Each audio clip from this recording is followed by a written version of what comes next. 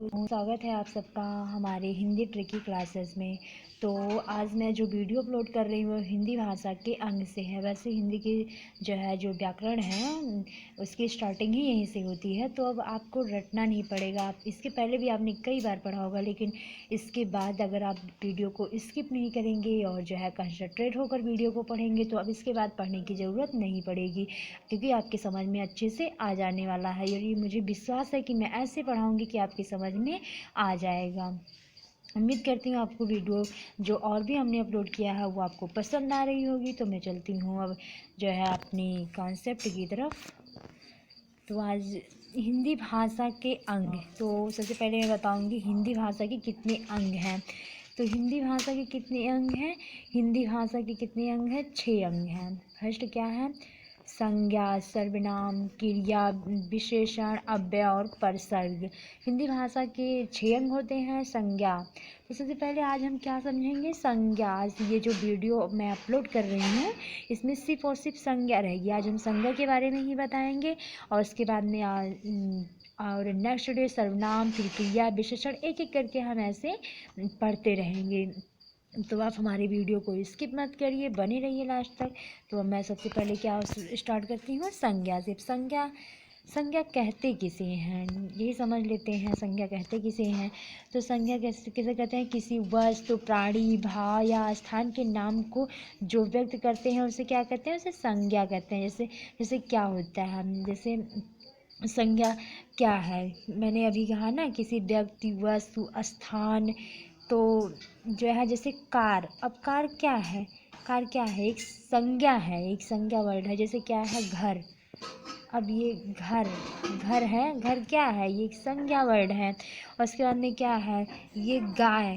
गाय क्या है? एक संज्ञा है। तो ये क्या है? ये संज्ञा है। इसका जो होता है, जो वस्तु है, कोई प्राणी है, कोई भाव प्रकट कर रहा है या कोई स्थान का नाम ले रहा है, तो वो क्या होगा? वो सब संज्ञा के अंतर्गत आ जाएगा। और उसके बाद में भाव में जैसे मिठास सा रहता है, और उसके बाद में तीखापन, और स्थान का नाम जैसे लखनऊ, बनारस ऐसे हैं, तो वो सब संज्ञा के अंतर्गत आता है। अब मैं बताती हूँ आप सबको, इसको इरेज कर देती हूँ। इसको इरेज कर दें। इसके बाद में फिर बताते हैं संज्ञा की 5 भेद होते हैं। फर्स्ट क्या होता है? व्यक्तिवाचक संज्ञा। उसके बाद में सेकंड क्या है? जातिवाचक संज्ञा। थर्ड द्रव्यवाचक संज्ञा। फिर फोर्थ समूहवाचक संज्ञा। और 5 क्या है? वो भाववाचक संज्ञा है। तो हम एक एक करके समझेंगे। पहले व्यक्तिवाचक संज्ञा क्या है, फिर जातिवाचक संज्ञा क्या है, फिर द्रव्यवाचक संज्ञा क्या है, फिर समूहवाचक संज्ञा, भाववाचक संज्ञा। आप ध्यान से समझेंगे तो फिर सब समझ में आ जाएगा। अगर ध्यान से नहीं समझेंगे तो आपकी जो कन्फ्यूजन है वो हमेशा के लिए बनी रहेगी। तो उम्मीद करती हूँ आप समझने की कोशिश भी कर रहे होंगे। तो मैं बताती हूँ सबसे पहले व्यक्तिवाचक संज्ञा। अब ये व्यक्तिवाचक संज्ञा होती क्या है, तो यही समझ लेते हैं व्यक्तिवाचक संज्ञा होती क्या है। तो व्यक्तिवाचक संज्ञा क्या होती है? एक वस्तु विशेष, स्थान विशेष, किसी व्यक्ति विशेष या शहर विशेष या नदी, मतलब क्या है कि किसी व्यक्ति, वस्तु, नदी, शहर, ऐसे स्थान का नाम। जैसे शहर है, आप शहर को तो गांव कहेंगे नहीं, शहर को शहर ही कहेंगे ना। तो ऐसे ही जो नाम आते हैं वो क्या होते हैं? व्यक्तिवाचक संज्ञा होते हैं। तो हम बताते हैं व्यक्तिवाचक संज्ञा। जैसे पुस्तक का नाम, अभी पुस्तक का नाम पुस्तक, जैसे पुस्तक है, पुस्तक। अब ये पुस्तक क्या है? ये पुस्तक क्या है? ये व्यक्तिवाचक संज्ञा। अभी हम व्यक्तिवाचक संज्ञा के बारे में बता रहे हैं। उसके बाद में क्या है? जैसे व्यक्ति का नाम है, जैसे क्या हो गया? मोहन। अब ये मोहन हो गया, मोहन हो गया, तो ये क्या हो गया? ये व्यक्तिवाचक संज्ञा है। और उसके बाद में जैसे शहरों का नाम हो गया, तो क्या हो गया? इलाहाबाद हो गया, मान लीजिए इलाहाबाद हो गया। तो ये सब क्या है? ये व्यक्तिवाचक संज्ञा है, ये व्यक्तिवाचक संज्ञा है। और उसके बाद में क्या है? अब हम समझते हैं जातिवाचक संज्ञा। जातिवाचक संज्ञा समझते हैं। जातिवाचक संज्ञा क्या होती है? पेश कर दें इसको तो समझ में आएगा फिर।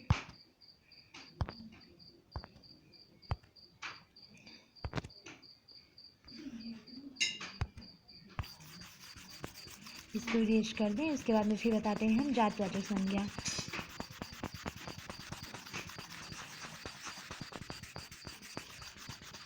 इसको इरेज कर देते हैं। अब चलो हम चलते हैं किस पे, जातवाचक संज्ञा पे। इसको पतला कर दें, अब सही रहेगा। जातिवाचक संज्ञा क्या होती है?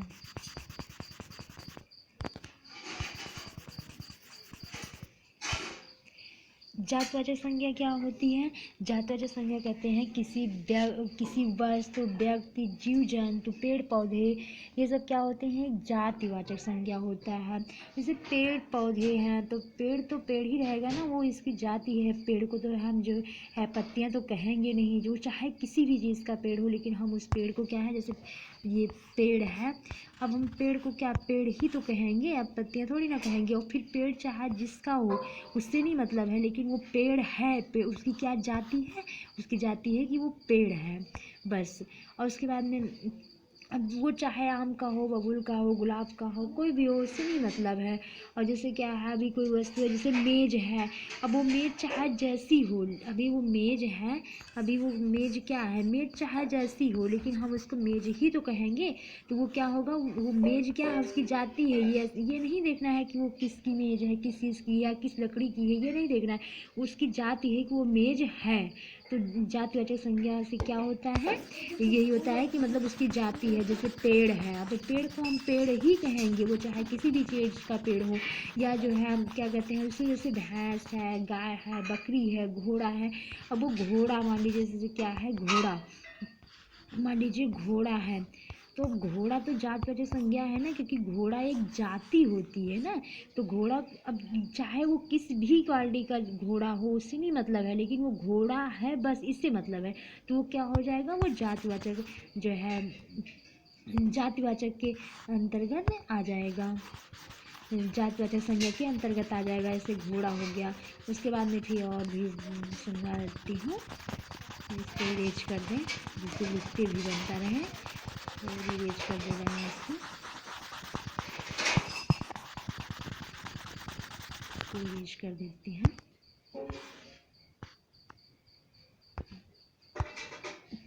अब ये क्या हो गया, जातिवाचक संज्ञा। तो उम्मीद करती हूँ आपके समझ में आ गया होगा। जैसे क्या, जो चीज़ दर्शाए, जो मतलब बदला ना जा सके, जिसकी एक जाति ही रहती है, वो जातिवाचक संज्ञा है। जैसे पेड़ हो गया, अब वो पेड़ किसी भी चीज़ का, ये हमने बता दिया। जैसे शिक्षक है, मान लीजिए शिक्षक है, शिक्षक भी क्या हो गया आएगा, ये जो है जातिवाचक संज्ञा के अंतर्गत ही आएगा। जैसे शिक्षक हैं, अब वो शिक्षक चाहे किसी भी सब्जेक्ट के शिक्षक हों, लेकिन उससे नहीं मतलब है कि वो किस सब्जेक्ट के शिक्षक हैं, लेकिन वो शिक्षक हैं तो शिक्षक कहलाएंगे ना। तो बस इससे मतलब रखना है हमें कि वो शिक्षक हैं, वो शिक्षक कहलाएंगे, बस इससे मतलब रखना है हमें। उम्मीद करती हूँ आपके समझ में आ रहा होगा। अब मैं चलती हूँ नेक्स्ट की तरफ। नेक्स्ट क्या है, द्रव्यवाचक संज्ञा। जो थर्ड है वो क्या है, द्रव्यवाचक संज्ञा है। तो अब मैं बताती हूँ आपको द्रव्यवाचक संज्ञा किसे कहते हैं। तो द्रव्यवाचक संज्ञा किसे कहते हैं, द्रव्यवाचक संज्ञा जो होते हैं वो क्या होते हैं, वो माप तौल के अंतर्गत आते हैं। वैसे द्रव्य से भी समझ में आ रहा होगा, द्रव्य से समझ में आ रहा होगा। ये जो द्रव्यवाचक संज्ञा है, द्रव्यवाचक संज्ञा जो है, इससे समझ में आ रहा होगा कि इससे क्या है, ये कोई जो है नाप तौल की चीज़ें ही होंगी। और नाप तौल में द्रव्य में जैसे क्या है, वो ऐसे लिक्विड में होंगी। ऐसा नहीं है कि नाप तौल में कोई ठोस जो है वस्तु होगा, वो नहीं होगा। द्रव्य में जो है जो लिक्विड होती हैं वही आएंगी। अब जैसे क्या है, दूध है, दही है, घी है, ये सारी चीज़ें आएंगी। हाँ, ठोस में भी आएगा, जैसे आटा है, चावल है, सारी चीज़ में आएंगे। जो नाप तौल का रहेगा वो क्या रहेगा, वो द्रव्यवाचक जो है आ जाएगा, द्रव्यवाचक संज्ञा के अंतर्गत आएगा। द्रव्यवाचक संज्ञा के अंतर्गत क्या होगा, जैसे हम कोई चीज़ की नाप तौल करते हैं, मान लीजिए ये दही हो गया। अब ये दही है तो दही क्या करेंगे, हाँ इसको जो है नापेंगे, तौलेंगे ना। तो जो भी चीज़ें नाप तौल के अंतर्गत आती हैं, जैसे सोना चांदी है, तांबा है, पेट्रोल है, डीजल है, कोयला है, कोई भी चीज़ें हैं जो नाप तौल के अंतर्गत आएंगी, वो क्या हो जाएगा, द्रव्यवाचक संज्ञा के अंतर्गत आएंगी। अब जो है उसके बाद में उम्मीद करती हूँ आपके समझ में आ रहा होगा। तो अब मैं चलती हूँ नेक्स्ट की तरफ। नेक्स्ट फोर्थ क्या है, फोर्थ है जो है समूहवाचक संज्ञा।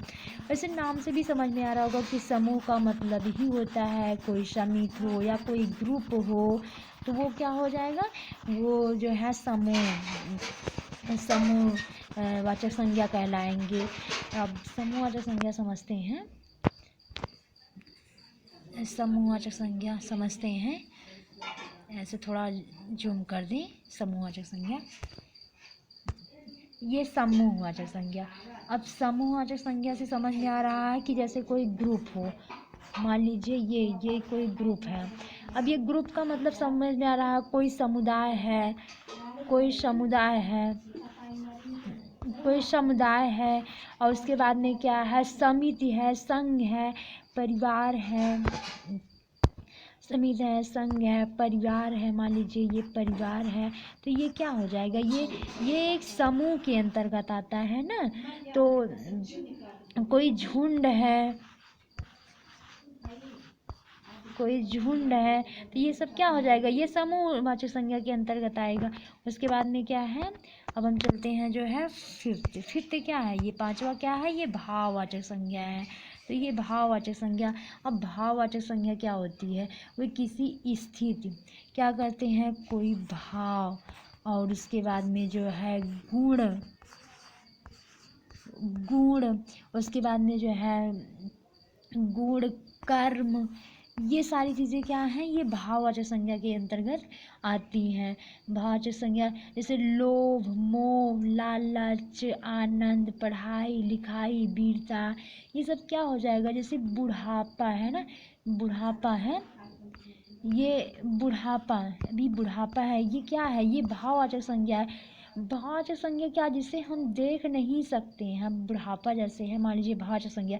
अब बुढ़ापा कोई देख थोड़ी ना रहा है, लेकिन क्या महसूस करते हैं ना उसे, तो बस वही है भाववाचक संज्ञा के अंतर्गत यही आता है। उम्मीद करती हूँ आपकी समझ में आ गया होगा, और अगर आपके समझ में आ रहा है तो फिर जो है मैं नेक्स्ट वीडियो बनाऊंगी सर्वनाम पे। और जो है हमारे चैनल पे अगर आप नए हैं तो चैनल को सब्सक्राइब कर लीजिए, चैनल को सब्सक्राइब कर लीजिए, और ये चैनल को सब्सक्राइब कर लीजिए, बेल आइकॉन को भी ऑन कर लीजिए। और वीडियो अगर आपको अच्छी लगती है तो वीडियो शेयर भी कर दीजिए, और वीडियो को लाइक भी कर दीजिए। नीचे कमेंट बॉक्स में भी कमेंट करके बताइए आपको वीडियो कैसी लगी, और हमारे यूट्यूब चैनल पर बने रहिए। बेल आइकॉन ऑन कर लेंगे आप, जिससे क्या है कि जो नेक्स्ट वीडियो होगा भी आपके पास पहुँच जाएगी। और बनी रहिए हमारे यूट्यूब चैनल पर। मिलती हूँ मैं नेक्स्ट वीडियो के साथ, तब तक के लिए आपको थैंक यू।